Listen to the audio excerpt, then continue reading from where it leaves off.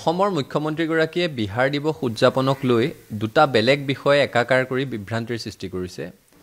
এটা হৈছে ৰাজভৱনৰ উদ্যোগত যিকোনো এখন ৰাজ্যৰ ষ্টেটহুড ডে উদযাপন কৰা, আৰু আনটো হৈছে ৰাজনৈতিক দলৰ উদ্যোগত বিহাৰ দিৱস পালন কৰা। দুইটা সম্পূৰ্ণ পৃথক বিষয়। ৰাজভৱনৰ উদ্যোগত বিহাৰ দিৱস, উৰিষ্যা দিৱস এই ধৰণৰ দিৱসসমূহ অসমত আগতেও আয়োজন কৰা হৈছে, বা আন আন ৰাজ্যৰ ৰাজভৱনসমূহেও অসম দিৱসৰ আয়োজন কৰে। ভাৰতবৰ্ষৰ একাত্মতাক প্ৰতিফলিত কৰিবলৈ ৰাজভৱনসমূহে আয়োজন কৰা এনে দিৱসক লৈ কোনো মানুহে কাহানিও একো বিতৰ্কৰ সৃষ্টি কৰা নাই।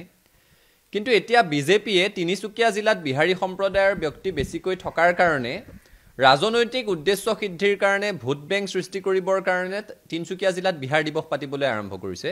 সেই কথাটো কোনো কাৰণত গ্ৰহণযোগ্য নহয়। আজি তিনিচুকীয়া জিলাত বিহাৰী সম্প্ৰদায়ৰ ব্যক্তি বেছিকৈ আছে কাৰণে তাত বিহাৰ দিৱসৰ আয়োজন কৰিব।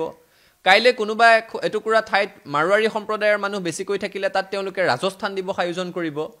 এই ধৰণেৰে বিশেষ বিশেষ সম্প্ৰদায়ৰ তুষ্টিকৰণৰ নামত সেই সম্প্ৰদায়সমূহক অসমৰ সমাজ জীৱনৰ সৈতে জিন যোৱাত বিজেপি হেঙাৰ হিচাপে থিয় হৈছে। বিজেপিয়ে ভাগ ভাগ কৰিবলৈ বিচাৰিছে, আৰু এনেকুৱা বিজতৰীয়া চিন্তাসমূহক কলিতে মোহাৰিব লাগিব। নহ'লে অবৈধ হিন্দু বাংলাদেশীক নাগৰিকত্ব প্ৰদান কৰা এই দলটোৱে অবৈধ হিন্দু বাংলাদেশীক সন্তুষ্ট কৰিবৰ কাৰণে কোনোবা দিনাখন কৈ দিব যে আমি বাংলাদেশৰ মুক্তি দিৱস পাতিব বিচাৰিছোঁ। সেইটো গ্ৰহণযোগ্য হ'ব পাৰে নেকি? ৰাজভৱনৰ উদ্যোগত কিবা এটা কাৰ্যসূচীৰ আয়োজন কৰাটোক লৈ কোনেও বিতৰ্ক কৰা নাই। মুখ্যমন্ত্ৰীগৰাকীয়ে দুয়োটা কথা একাকাৰ কৰিব নালাগে। আৰু ভূপেন হাজৰিকাদেৱে কেতিয়াবাই কৈ থৈ গৈছে, প্ৰতি অসমীয়া আমি ভাল ভাৰতীয়, আৰু দূৰণিৰ পৰা আহি লুইতৰ পাৰৰে মাটিক মাতৃ বোলা প্ৰতি ভাৰতীয় নতুন ৰূপৰ অসমীয়া। সেই চিন্তনেৰে সৈতে অসমীয়া মানুহ আগবাঢ়ি গৈ আছে। বিজেপিয়েহে ভাগ ভাগ কৰিছে।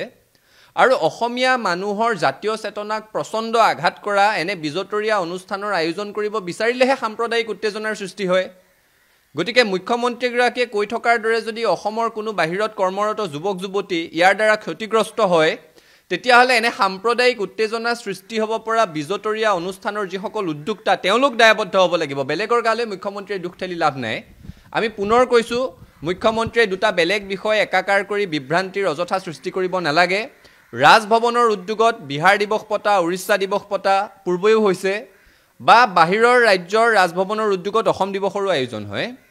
কিন্তু ৰাজনৈতিক ভোট বেংক সৃষ্টি কৰাৰ স্বাৰ্থত, ৰাজনৈতিকভাৱে নিৰ্বাচনী বৈতৰণি পাৰ হোৱাৰ স্বাৰ্থত, আৰু সাম্প্ৰদায়িক তুষ্টিকৰণৰ কাৰণে জিলাই জিলাই এই বিহাৰ দিৱস পাতিব, কাইলৈ ৰাজস্থান দিৱস পাতিব, পৰহিলৈ পশ্চিমবংগ দিৱস পাতিব, কোনোবা দিনাখন কৈ দিব যে বাংলাদেশৰ মুক্তি দিৱস পাতিম।